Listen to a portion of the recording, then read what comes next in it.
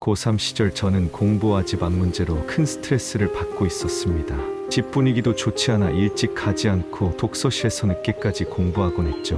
그날도 독서실에 갔는데 유난히 공부가 잘 되어 목표한 분량을 일찍 끝낼 수 있었습니다.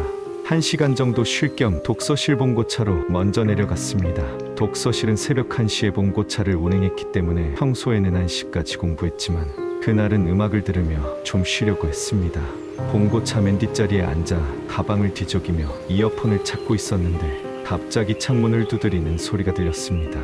깜짝 놀라 창문을 보니 어떤 할머니가 서 계셨습니다. 놀란 마음에 비명을 질렀지만 할머니는 아랑곳하지 않고 계속 창문을 두드리셨습니다. 차라리 음악을 들으며 눈을 감고 있었다면 몰랐을 텐데 할머니의 시선이 너무도 강렬해 어쩔 수 없이 차 밖으로 나갔습니다. 학생, 여기가 어디야? 할머니는 손에 들고 있던 종이 쪽지를 보여주셨습니다. 쪽지에는 사동 1404호라고 쓰여 있었고 봉고차가 주차된 곳 바로 옆동이었습니다. 할머니 여기 사동이에요. 이리로 올라가시면 돼요. 그렇게 말했지만 할머니는 갑자기 제 손목을 꽉 잡으셨습니다.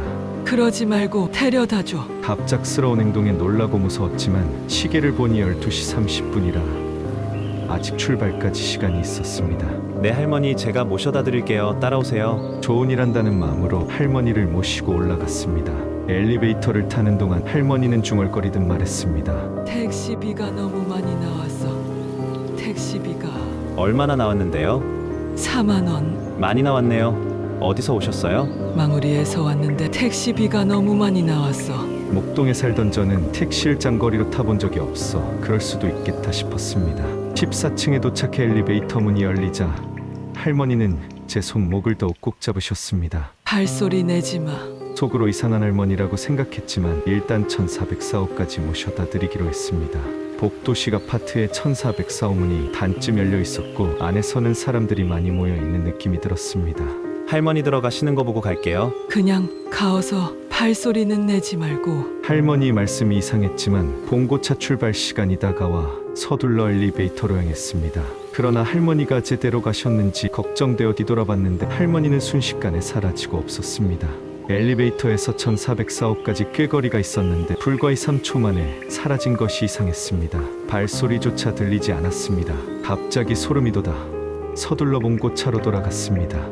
봉고차에 돌아와서도 마음이 진정되지 않았습니다. 차에 앉아 음악을 들으려 했지만 할머니의 얼굴과 목소리가 계속 떠올랐습니다. 발소리 내지 마라는 말이 특히 귀에 맴돌았습니다. 왜 할머니는 그렇게 말했을까? 왜 그렇게 갑자기 사라졌을까? 다음날 독서실에서 만난 친구에게 그날 밤 이야기를 해주었습니다. 친구는 놀란 표정으로 제 이야기를 듣더니 말했습니다.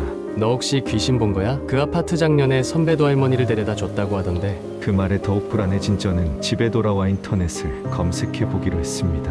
망우리 할머니 1404호 발소리 내지 마 등이 키워드를 입력해 보았지만 특별한 정보는 나오지 않았습니다. 그러나 검색 결과 중 하나가 눈에 띄었습니다. 망우리에서 귀신 목격담, 서울 아파트 괴담 등의 글들이었습니다.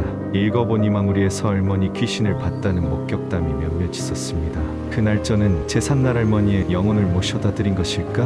혹시 그날 밤 내가 본 할머니는 진짜 할머니가 아니라 영혼이었을까? 불길한 생각이 들었지만 확실한 답은 찾을 수 없었습니다. 그날 이후 저는 독서실 봉고차를 타지 않고 집에 일찍 돌아가기로 했습니다. 밤늦게까지 남아있던 독서실도 더 이상 가지 않았습니다. 이상한 경험을 한 이후로 저는 더 조심하게 되었고 할머니의 말이 떠오를 때마다 등골이 서늘해졌습니다. 발소리 내지 마라는 말이 무슨 의미였는지는 아직도 모르겠지만 그날의 경험은 저에게 깊은 인상을 남겼습니다. 지금도 가끔 그때를 떠올리면 소름이 돋습니다. 구독과 좋아요 부탁드립니다.